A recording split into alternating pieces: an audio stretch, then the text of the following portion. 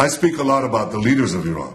আমি ইরানের নেতাদের নিয়ে অনেক কথা বলি, কিন্তু এই গুরুত্বপূর্ণ মুহূর্তে আমি ইরানের জনগণের উদ্দেশ্যে কিছু বলতে চাই, কোনো ফিল্টার বা মিডলম্যান ছাড়াই। প্রতিদিন আপনারা এমন একটি রেজিম দেখেন যারা আপনাদের অধীনস্থ করে রেখেছে। তারা লেবানন ও গাজাকে রক্ষা করতে জ্বালাময়ী বক্তৃতা দেয়, অথচ সেই রেজিমই প্রতিদিন আমাদের এই অঞ্চলকে অন্ধকার ও যুদ্ধের গভীরে নিয়ে যাচ্ছে। প্রতিদিন তাদের কথায় নাচা পুতুল দুনিয়া থেকে নিশ্চিহ্ন করে দেওয়া হচ্ছে, যেমন মোহাম্মদ দায়েফ নাসরুল্লাহ। মধ্যপ্রাচ্যের যে কোনো জায়গায় হামলার সক্ষমতা রয়েছে ইসরায়েলের। আমাদের দেশ ও জনগণকে রক্ষায় যেখানে যাওয়া দরকার সেখানেই যাব। একমাত্র ওয়ালটন এসি দিচ্ছে 1 বছরের রিপ্লেসমেন্ট গ্যারান্টি।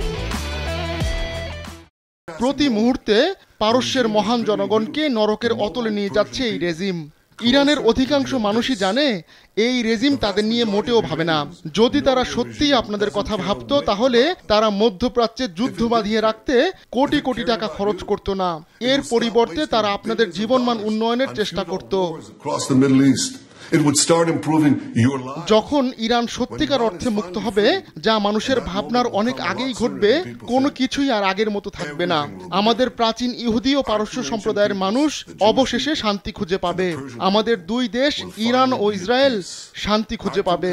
যখন সেই দিন আসবে, এই রেজিম দেউলিয়া হবে, ভেঙে চুরমার হবে। ইরানের এমন উন্নয়ন ঘটবে যা আগে কখনো ঘটেনি।